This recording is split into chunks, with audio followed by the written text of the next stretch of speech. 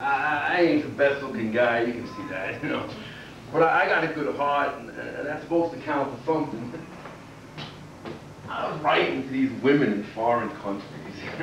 They publish these magazines and they look for guys like me, you know. They probably look for guys better than me, but some of them will settle for guys like me, and that's a start. I wasn't finding nobody around here, that's for sure. I know our mothers told us we were something special, but, you know, for some of us it just don't ring true, you know. Well, I see some people out there, and you don't gotta be ashamed, you know. We just don't measure up, you know. And that'd be all right if we didn't feel the same way as everyone else on the inside, you know. But God made it that we need each other, and there's nothing I could do about that. I felt ashamed about writing to these women. I didn't tell nobody around here, that's for sure. You know. Most of them, they just want a roof over their heads and a place to call home, and I'm gonna be fair at that, you know. But I tell you, it really got me nervous writing them, you know. I kept doing it, I guess, more and more to prove my mother right than probably anything else, but it was something when someone would write back to you, you know. It made you feel like you was someone, too. You know? And, you know, actually me and this one girl, we hit it off really good. I decided I was going to call her, but don't expect to get through too easy, because their phones were all messed up from communism or whatever. You know? But it was something when I finally got through to her, and her voice turned from American to foreign in my head. It made me fall in love with her, something powerful. I decided right there and then, you know, I ain't never had too many options, but this time I only had one. I had to go get her. Even though it took all these invitations and visas and propaganda from the Kremlin and everything else, but, you know, you know the story. So I got over there. And you gotta understand, I ain't never been away from home except maybe for the state fair or something, you know.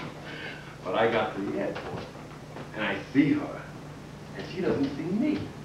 So I get a chance to compare her to the picture of the girl in my mind, you know.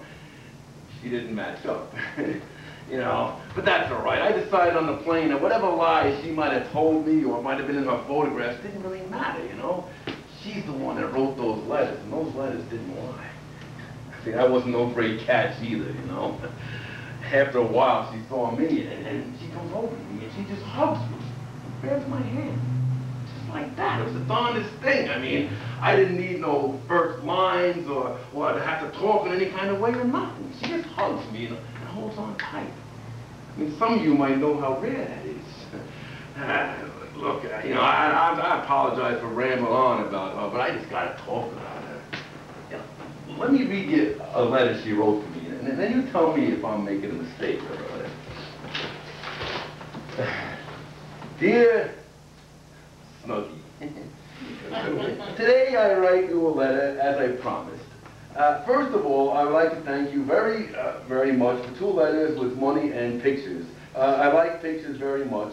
I think they turned out well. What do you think? When I look through them, I think of you and your stay here and our future together. And for sure, your tender and caressing hands, childlike smiles, and kind eyes.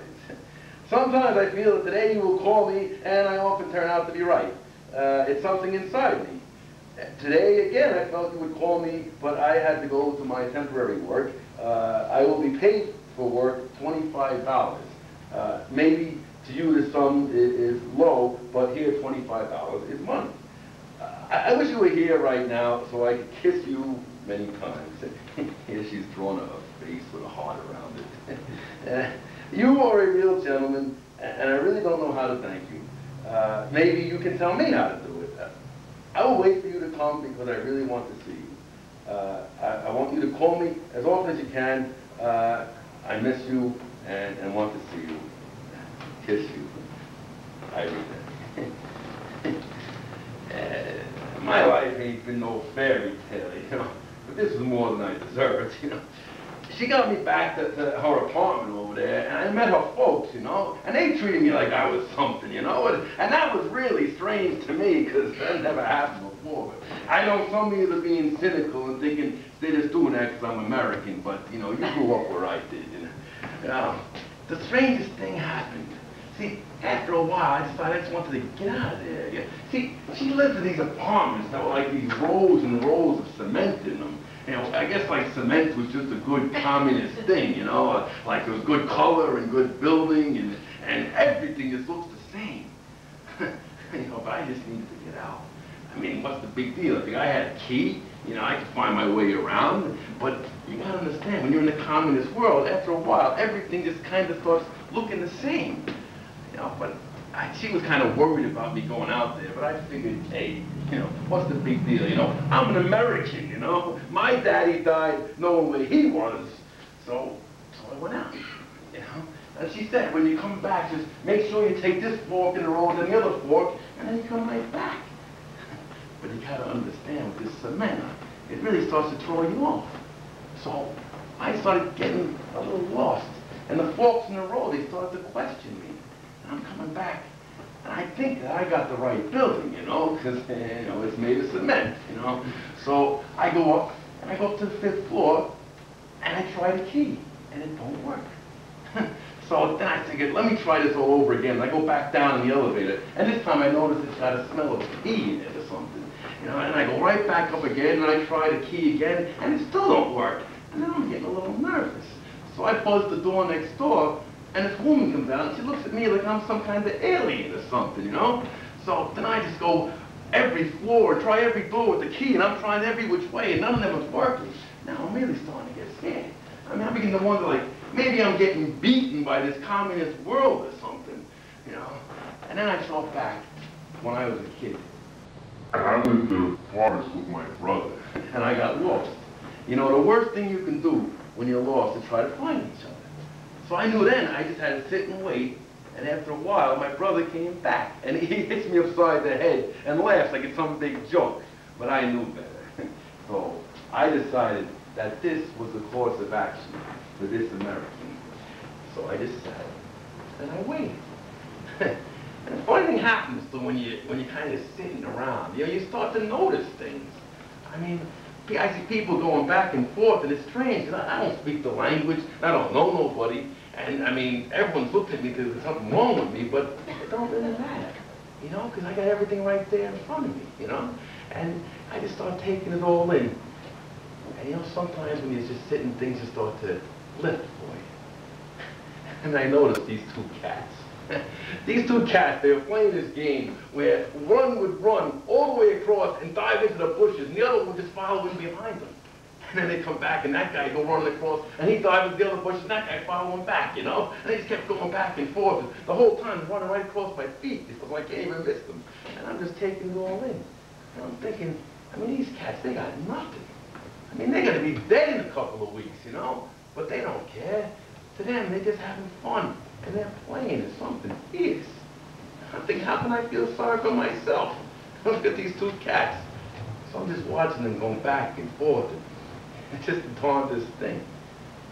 So I realized things started coming to me. And I'm saying, you know, maybe this is all some kind of big joke. Maybe Irina just up and left, and that they just took off. And maybe everything just is totally upside down, but it don't really matter that much.